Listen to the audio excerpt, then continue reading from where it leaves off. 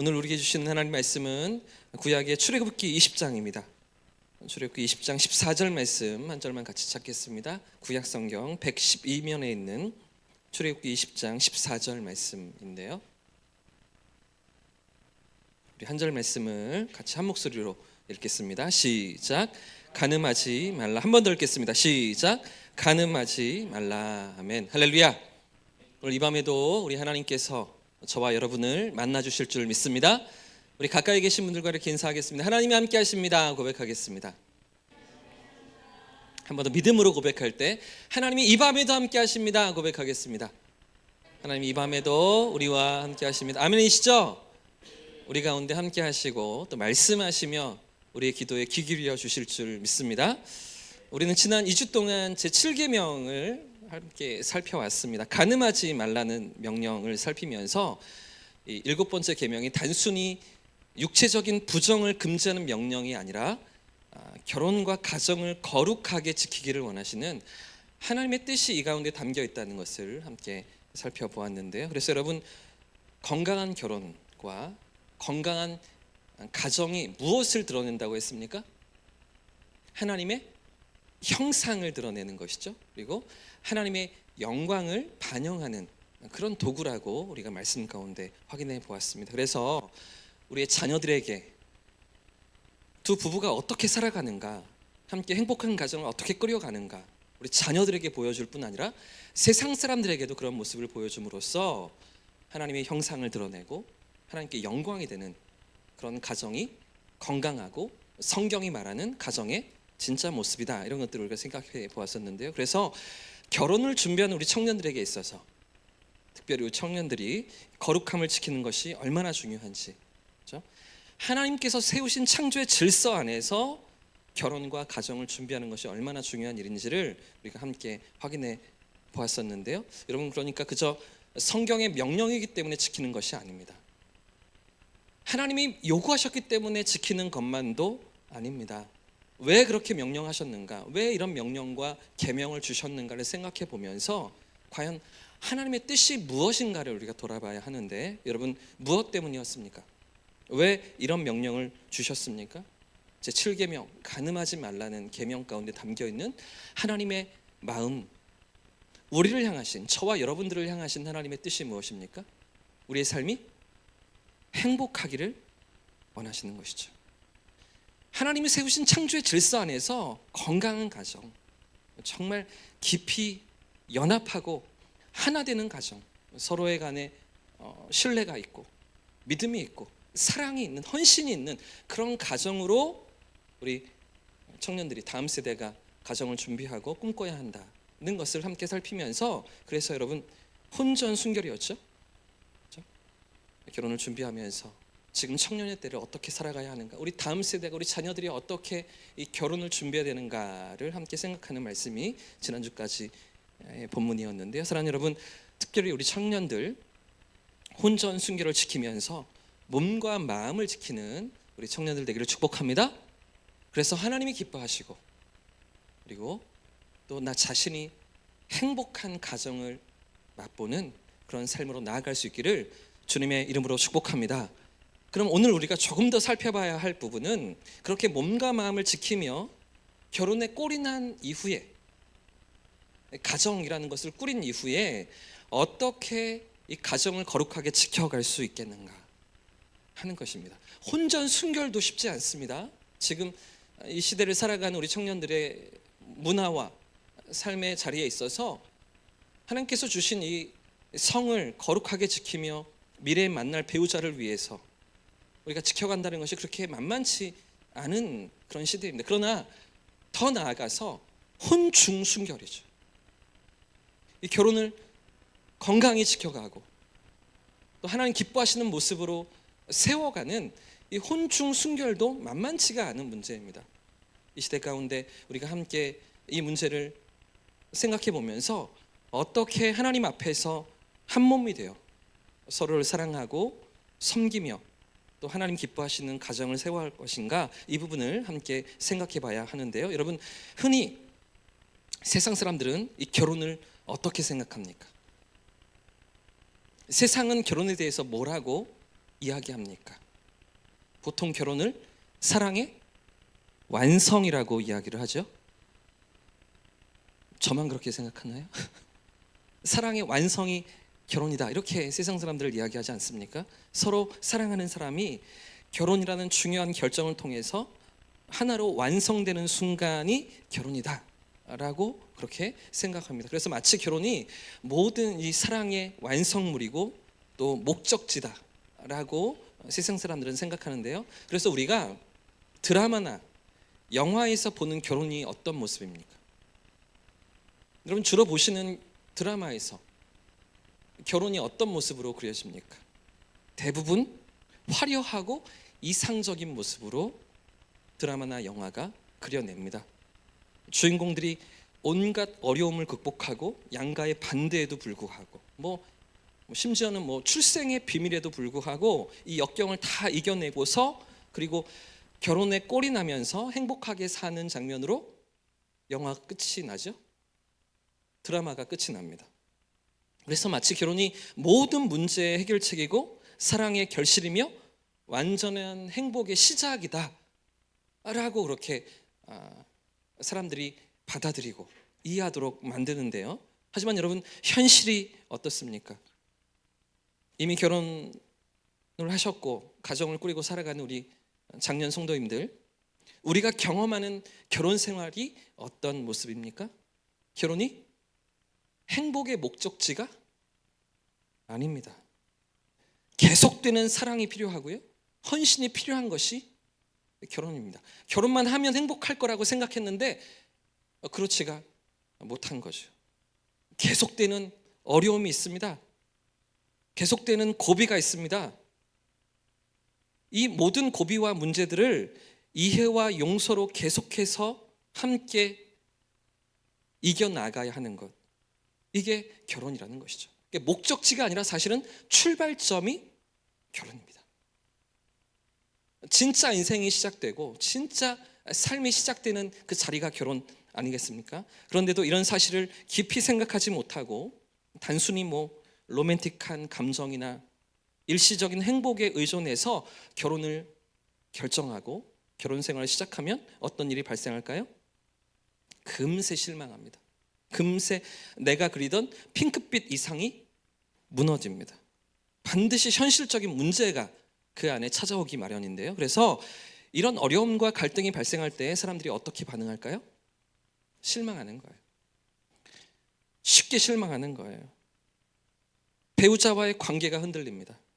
상대방이 나를 만족시켜주고 내 필요를 채워줄 거라고 생각했는데, 그래서 내가 원하는 삶을 살 수 있도록 도와줄 거라고 그렇게 생각했는데 현실은 그렇지가 않거든요. 결혼하고 살아보니까 내가 전혀 기대했던 모습이 아닌 겁니다. 그런데 나만 그렇습니까? 내 입장만 그렇습니까? 상대방도 그렇겠죠? 그러니까 서로가 실망하는 겁니다. 그러니까 갈등이 점점 더 깊어지고 갈등의 골이 더 깊어지게 되는 것인데요. 결혼 전에는, 연애할 때는 상대방의 장점만 보였습니다. 자, 그런데 결혼하고 나니까 어떤 점이 보이기 시작합니까? 단점이 더 크게 보이기 시작하죠. 연애할 때는 상대방의 조금 느긋한 성격이 마음이 넓다고, 사람이 참 여유롭다고 생각하면서 그렇게 만났습니다. 그런데 살아보니까 어떤 사람입니까? 답답한 사람입니다. 우유부단한 사람입니다. 결정을 못 내리는 사람입니다. 이런 경우들이 있죠. 자꾸만 일을 미루면서 이게 너무나 나에게 힘들다라고 경험하는 일들이 있지 않겠습니까? 또 연애할 때는 너무나 분명하고 너무나 판단이 빠르고 너무나 명석한 그런 사람인 것 같아서 그렇게 결혼을 결정했는데 같이 살다 보니까 융통성이 없네요. 이 사람은 자기밖에 모르네요. 자기 고집이 꺾일 줄을 모르네요. 다른 사람 의견을 받아들일 줄을 모르는 그런 사람인 경험들을 할 수도 있지 않겠습니까? 저도 이렇게 결혼을 해서 보니까, 조심해서 말을 해야 되는데 처음에 많이 어렵더라고요. 30년 동안 제 나름대로 살다가 제 성깔대로 살다가 같이 맞춰서 살려다 보니까 쉽지가 않더라고요. 서로 좋아서 결혼했는데, 서로 사랑해서 결혼했는데 왜 이렇게 싸우는지 혼란스러운 거예요. 진짜 사랑해서 결혼했는데 왜 이렇게 싸우지? 제 안에 이런 생각들이 많이 있었습니다. 왜 나를 이해하지 못하지? 우리 엄마는 나를 이해했는데 사실은 엄마도 이해를 못했던 것 같아요. 어머니도 다 야, 너 결혼해서 너 같은 건 낳아봐라 이런 말씀들 하시잖아요. 왜 나를 이해를 못하지? 왜 내가 양보해야 되지? 양보도 하지 않으면서. 왜 내가 참아야 되지? 참지 못하면서. 이런 생각들이 일어나는데, 그런데 여러분, 어디에 문제가 있습니까? 우리 결혼 생활에 무엇이 문제입니까? 내 필요를 채워주지 못하는 배우자의 문제일까요? 아니면 상대방에게 더 맞춰주지 못하는 내가 문제입니까? 과연 무엇이 문제일까요? 진짜 문제는 많은 사람들이 결혼에 대한 전제가 잘못되어 있다는 것입니다. 결혼에 대한 전제, 결혼이 무엇인지를 모르고 결혼 생활을 시작한다는 거죠. 결혼이 무엇인지 제대로 이해하지 못한 채 시작하는 그런 일들이 너무나 많더라는 것입니다. 대부분의 사람들은 결혼을 단순히 내 필요가 채워지거나 상대방의 필요가 채워지는 것 정도로만 생각하면서 결혼 생활을 시작하더라는 것입니다. 하지만 여러분, 결혼이 무엇입니까? 성경이 말하고 있는 결혼이 과연 무엇입니까? 우리가 지난 시간에 이미 살펴보았던 것처럼 하나님께서 세우신 창조의 질서가 결혼입니다. 하나님이 명령하셨기 때문에, 하나님이 그렇게 질서를 세워놓으셨기 때문에 결혼하는 것입니다. 이것이 첫 번째 이유입니다. 내가 좋아서 하는 게 아니에요. 그 사람이 나를 좋아해 주니까, 서로 사랑한다고 하니까, 프로포즈를 받았으니까 하는 게 아니라는 것이에요. 하나님의 질서 앞에서, 하나님 창조의 그 세계 앞에서 그 피조물로서 결혼해서 가정을 꾸리라는 명령을 우리가 가졌기 때문에 하나님의 그 창조의 질서 안에서 우리를 하나로 묶으시는 거룩한 연합이 결혼이라는 것을 기억하면서 이 결혼의 첫 번째 의미를 우리가 생각해야 하는데요. 결혼의 첫 번째 의미는 창조의 질서이기 때문입니다. 그런가 하면 두 번째 의미는 이 결혼을 통해서 하나님이 원하시는 것이 무엇입니까? 하나님께 영광이 되는 것이죠. 우리의 삶을 통해서 우리 자녀들이 행복한 가정을 맛보고 건강한 부부 생활을 바라보면서 그런 삶의 모습을 통해 자녀들이 하나님께 영광을 돌리고 또 믿음의 가정을 세워가는, 믿음의 계대가 이어져가는 그런 하나님께 영광이 되는 가정, 또 세상 사람들이 우리의 삶을 보고 우리의 가정을 보고서 어떻게 그렇게 행복할 수가 있는지, 믿는 사람들이 어떻게 그렇게 다른 모습으로 세상을 살아가는지를 확인하는 하나님께 영광이 되는 데에 두 번째 이유가 있는 것입니다. 그런가 하면 마지막 세 번째는 하나님의 형상으로 우리가 다듬어지고 닮아감으로 말미암아서 나와 배우자가 성숙하는 것입니다. 성장하는 것입니다. 함께 빚어져 가는 것입니다. 그동안은 30년 동안 내가 그렇게 잘난 것처럼, 내 마음대로 다 세상이 되는 것처럼 그렇게 교만하게 살았던 우리의 모습이 다듬어지고 깎여짐으로 말미암아서 하나님의 형상을 닮아가는, 성숙을 향해 나아가는, 인격적으로, 정서적으로 삶의 전 영역에서 성숙이 이루어지는 그런 성장을 이루는 것이 바로 결혼인 것이죠. 창조의 질서입니다. 하나님께 영광이 되는 것입니다. 그리고 하나님의 형상을 닮아가는 그 자리가 결혼 생활이라는 것인데요. 그렇기 때문에 결국 여러분, 결혼이 무엇입니까? 내 만족을 채우기 위한 수단이 아닙니다. 너무나 쉽게 이혼을 선택하고 결정하는 것은 내 만족이 채워지지 않는다고 생각하기 때문이죠. 상대방이 나에게 그렇게 양보하고 희생하고 배려하지 않는다고, 내 만족이 채워지지 않는다고 생각하기 때문 아니겠습니까? 여러분, 내 만족을 채우는 것이 결혼 생활이 아닙니다. 상대방 배우자의 필요를 채우는 것도 결혼이 아닙니다. 만약 그렇게 해서 행복할 수만 있다면 왜 이렇게 이혼하는 가정들이 많은 것입니까? 왜 이렇게 갈등과 고통으로 어려움을 겪는 부부들이 많이 있습니까? 사랑하는 여러분, 우리의 결혼에 누가 계셔야 할까요? 누가 우리의 가정의 중심에 계셔야 합니까? 하나님이십니다. 창조의 질서도 하나님께서 주신 것이고, 하나님께 영광이 되는 것도 하나님 그분의 영광을 위함이고, 하나님의 형상을 닮아가는 것도 다 하나님의 뜻 가운데서 우리의 가정이 서 있어야 하는 것 아니겠습니까? 여러분, 이 결혼의 설계자가 하나님이십니다. 우리에게 주신 분이 하나님이십니다. 그렇기 때문에 우리의 가정에, 우리의 결혼 생활에 하나님 계셔야만, 그래야만 우리의 결혼이 흔들리지 않고 하나님 뜻 안에서 온전히 설 수가 있는 것인데요. 여러분, 그렇기 때문에 이와 같은 결혼에 대한 성경적인 이해와 바른 관점은 우리의 결혼 생활이 거룩하고 견고하게 세워지기 위해서 반드시 필요합니다. 결혼이 무엇인가? 하나님이 원하시는 것이 무엇인가? 왜 우리가 결혼을 해야 하고 가정을 꾸려야 하는가? 성경적인 이유와 그 분명한 목적을 우리가 가지고서 가정을 준비하고 꾸려야 하는 것인데요. 하지만 여러분, 우리가 살아가는 현실을 돌아보면 또 결혼의 자리에 들어가서 결혼 생활을 시작하면서 살다 보면 현실에서 얼마나 많은 어려움들을 경험합니까? 이렇게 하나님 앞에서 서로가 언약을 하고 함께 믿음의 가정을 꾸리기로 결정하지만 믿는 가정들은 부부 싸움이 없습니까? 예수를 믿는 부부는 전혀 다툼이나 충돌이나 갈등이 발생하지 않습니까? 세상 사람들이나 믿는 사람들과 똑같이 갈등이 있죠. 신앙을 가진 부부들도 삶을 살아가면서 서로에게 맞춰가고 서로를 통해 성숙과 성화를 향해 나아갈 때에 이 갈등과 어려움들이 발생하는 것 아니겠습니까? 우리가 이론적으로는 창조의 질서이고 하나님의 영광이고 하나님의 형상을 닮아가는 것이라고 잘 알고 이해하고 있음에도 불구하고 실제적인 삶에서 만나는 여러 가지 어려움들 속에서 우리가 어떻게 이 결혼을 거룩하게 지켜갈 것인가, 어떻게 이 가정을 더 하나님 기뻐하시는 모습으로 세워갈 것인가, 끊임없는 질문과 고민거리들이 우리에게 던져지는데요. 그 중에서도 특히 오늘 성경이 말하고 있는 우리의 결혼 생활에 있어서 중요한 부분 중에 하나가 바로 혼중 순결입니다. 뭐라고요? 혼중 순결. 그렇죠? 결혼 전에 혼전 순결을 지키는 것만 아니라 결혼 이후에도 혼중 순결을 지키는 것이 너무나 중요하다는 것입니다. 혼전 순결이 결혼 전까지의 자신의 몸과 마음을 거룩하게 지키면서 하나님이 예비하신 배우자와의 온전한 사랑, 온전한 연합을 위한 준비의 과정이라면 결혼 후 혼중 순결은 무엇일까요?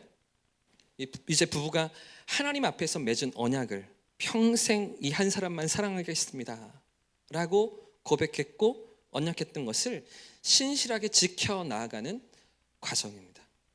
그 언약을 내가 지켜내는 것이죠. 하나님께서 허락하신 이 배우자에게만 온전히 헌신하는 태도를 가리키는 것, 그게 혼중 순결입니다. 여러분, 이것을 단순히 육체적인 순결을 지키는 것, 육체적인 부정을 범하지 않는 것으로만 생각하시면 곤란합니다. 우리가 계속해서 십계명을 지금 7번째 계명까지 살펴보고 있는 것처럼 하나님의 명령은 단지 외적인 행동으로만 요구하시지 않고 우리의 마음과 생각 그리고 삶의 전체적인 태도를 가지고 이 계명에 순종할 것을 명령하십니다. 그렇기 때문에 지금 이 7번째 계명, 간음하지 말라라는 계명도 우리의 외적인 행동만 아닙니다. 지난번에 제가 한번 예를 드렸죠. 이혼 숙녀라는 프로그램에서 같이 모텔방에 다른 여자와 들어갔습니다. 근데 관계를 맺지 않았다고 합니다. 바람인가 아닌가? 오늘 7계명에 하나님의 명령 앞에서 비춰본다면 간음입니까 아닙니까? 바람입니까 아닙니까? 불륜일까요 아닐까요? 불륜이죠. 마음의 그 헌신을, 배우자에 대한 그 신뢰를 깨뜨린 것 아니겠습니까? 여러분, 내면과 동기, 우리의 마음 그리고 삶의 전체적인 태도까지도 모두 다 요구하시는 것이 이 10계명이기 때문인데요. 그렇다면 여러분, 이 계명을 어떻게 우리가 실천할 수가 있습니까? 어떻게 우리가 결혼과 가정을 거룩하게 지키면서 세워갈 수가 있겠습니까? 사실 연애할 때나 신혼 초기에는 이런 문제가 크게 부각되지가 않습니다. 다른 유혹이나 시험이 끼어들 자리가 전혀 없는데요. 왜 그럴까요? 왜 이런 유혹이나 시험이 우리에게 문제거리가 되지 않습니까? 신혼 때 혹은 연애할 때 왜 문제가 되지 않을까요? 콩깍지가 씌었기 때문입니다. 그죠? 정확하게 말하면 우리 몸에서 각성 호르몬이 나오기 때문입니다. 연애할 때나 신혼 초기에 서로에 대해서 막 설레어하고 모든 것이 아름답게 느껴지는 그런 것들이 있잖아요. 그런 경험들을 하게 되잖아요. 그게 사실은 우리 몸에서 도파민이나 옥시토신 또는 세로토닌과 같은 각성 호르몬이 분비되기 때문이랍니다. 이런 호르몬들이 왕성하게 분비되는 것이 연애할 때 또 결혼 초기에 이루어진다고 하는데요. 그래서 하늘의 별도 따다 준다고 하죠. 바다에 뛰어들어서 뭐라도 해주겠다 하지 않습니까? 못할 것이 없다고, 그죠? 뭐든지 다 하겠다고. 이런 게 모두 그냥 마음에 없는 소리가 아니고 빈말이 아니고 이런 호르몬 분비가 우리 몸에서 일어나면서 그렇게 막 용기가 있어지는, 용감해지는 그런 모습들이라고 하는데요. 그런데 문제는, 여러분, 중요한 문제는 이런 각성 호르몬이 계속해서 나오지 않는다는 것입니다. 이 각성 호르몬의 유통기간은, 유효기간은 길어야 2년에서 3년밖에 되지 않는다고 합니다. 시간이 지나면 자연스럽게 감소하는 것인데요. 그래서 이 호르몬 분비가 끊어지기 시작하면 어떤 일들이 또 발생할까요? 결혼 초기에는 전혀 문제가 되지 않았던 일들이 눈에 들어오기 시작합니다. 이제 정신을 차리는 거죠. 콩깍지가 벗겨지는 거죠. 그렇죠? 상대방의 작은 단점이 크게 보이기 시작합니다. 코를 곤다든지 옷을 아무데나 벗어둔다든지 설거지를 제때 하지 않는다든지 사소한 것들이 눈에 거슬리기 시작합니다. 설렘과 흥분은 사라진 지 오래되었고요. 익숙함과 권태가 찾아오기 시작하는데요. 그래서 이렇게 호르몬 분비가 끊어지는 순간 연애할 때 상대방의 아름다운 모습, 상대방의 그 멋진 모습은 완전히 다 사라집니다. 드디어 정신을 차린 거죠. 정상으로 돌아온 겁니다. 그래서 많은 사람들이 결혼한 이후에 뭐라고 이야기합니까? 저거 변했어. 결혼하고 나서 변했어. 결혼 전에는 안 그랬었는데 결혼하고 나니까 아무 데서나 방구를 끼고, 그죠? 아무 데서나 트름을 하고 이러면서 연애할 때랑은 다른 모습이라고 그렇게 말하지 않습니까? 전에는 저러지 않았는데 왜 결혼 후에는 이렇게 변했지? 라고 실망하고 불만을 갖는 것이죠. 그런데 여러분, 사실은 변한 게 아닙니다. 사실은 원래 그런 사람이었습니다. 원래 그런 사람이었는데 그것도 다 좋아 보였던 거죠. 내가 이상했던 거예요. 호르몬 때문에 그 사람이 멋져 보였던 것, 아름다워 보였던 것, 그 호르몬 때문에 잠시 이상해졌다가 다시 정상으로 돌아온 것이죠. 여러분, 그런데 문제는, 더 큰 문제는 이런 호르몬 분비가 끊어지기 시작한 것, 유통기간이 2년, 3년밖에 되지 않는 것도 문제인데, 더 큰 문제는 그렇게 설렘과 흥분이 사라지고 감정적인 환희가 사라지고 나면 그럼 이제 어디에서 흥분과 설렘을 찾기 시작할까요? 어디에서 이제 그 감격적인 환희를 맛보려고 할까요? 이전에는 배우자와 눈빛만 마주쳐도 살짝 스치기만 해도 짜릿함을 느꼈습니다. 그런데 이제 그런 감정들이 찾아오지 않을 때, 그때 사람들은 어디에서 그 짜릿함을 찾을까요? 결혼 밖에 있는 다른 이성입니다. 바로 불륜의 유혹이 찾아오는 것이죠. 이게 사람의 본능입니다.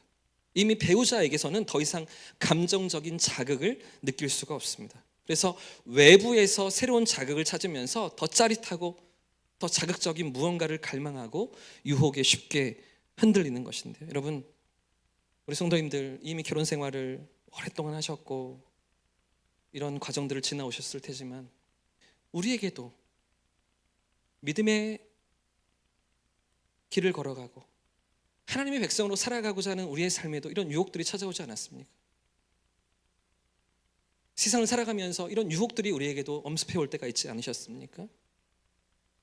여러분, 외부에서 새로운 자극들을 찾고 싶어하는 인간적인 본성이, 죄의 본성이 우리 안에 도사리고 있는 것들을 저와 여러분들은 경험하면서 가정을 지켜가고 또 꾸려가고 계시지 않으십니까? 여러분, 그렇다면 이것이 우리의 본성이고 호르몬의 자연스러운 감소라면 우리는 어떻게 이 상황을 극복하고 가정을 거룩하게 지킬 수가 있겠는가? 어떻게 결혼 생활을 건강히 이어갈 수가 있겠는가? 지금도 잘하고 계십니다. 지금껏 그렇게 이 모든 유혹들을, 시험들을 극복하시면서 마음과 생각을 지키시면서, 몸을 지키시면서 하나님 앞에서 애써 오셨던 그런 삶의 자리가 우리에게 있었습니다. 그런데 어떻게 해서 그것들을 더 건강하게 거룩하게 지켜갈 수가 있겠습니까? 여러 가지가 있겠지만 제가 오늘 한 가지만 우리 성도님들께 말씀을 드린다면 끊임없는 노력입니다. 뭐라고요? 끊임없는 노력. 여러분, 어떻게 노력하는 것일까요?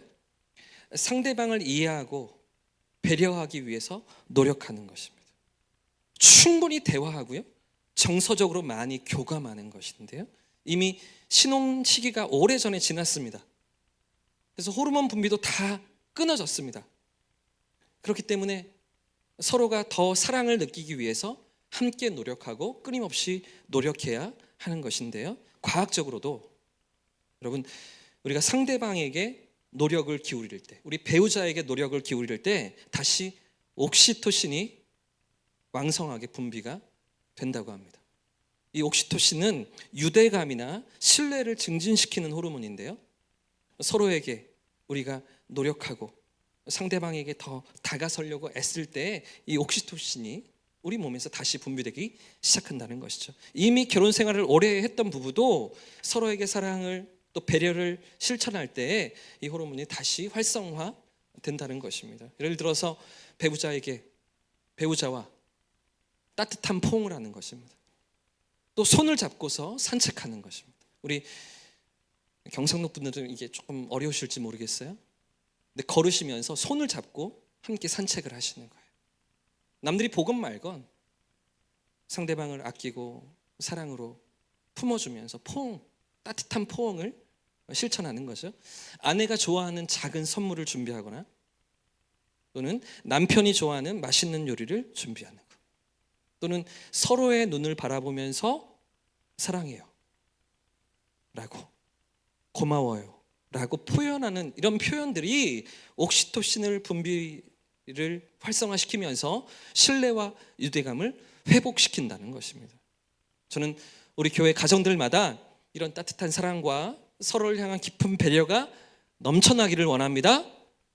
넘쳐나기를 원합니다. 우리 안에 있기를 원합니다. 여러분, 손을 잡으시는 거예요. 자녀들이 보는데 함께 포옹하는 거죠. 사랑을 실천해 보는 겁니다. 표현해 보는 겁니다.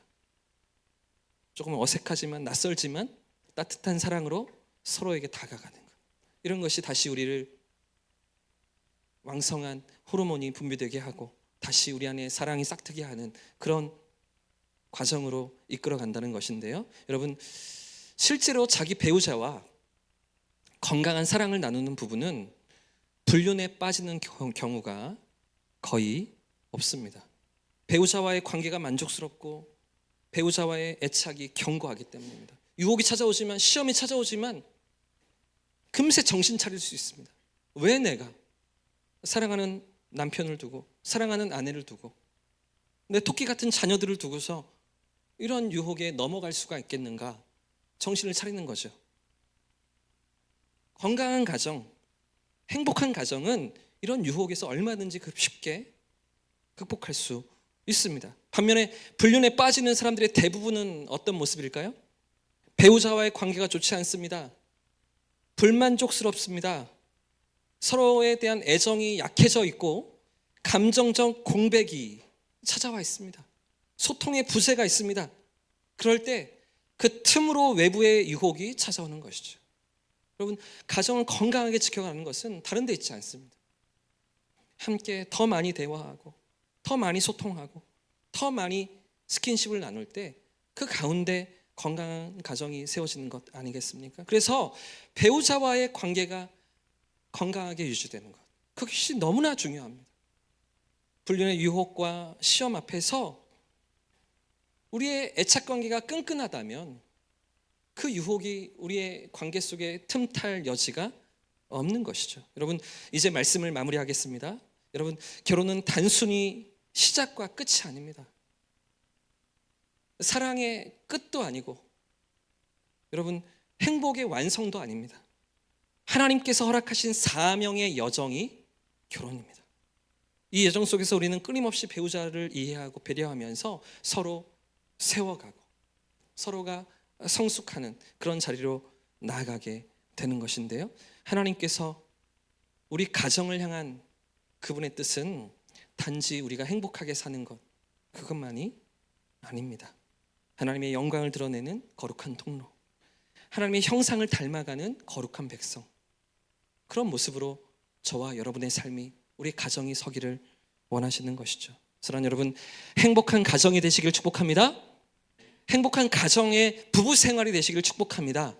그래서 우리 가정 안에 서로를 향한 사랑이 더 깊어지고, 그래서 하나님의 영광이 되고 세상의 믿음과 사랑의 본이 되는 그런 가정으로 저와 여러분의 삶이 설 수 있기를 예수님의 이름으로 축복합니다.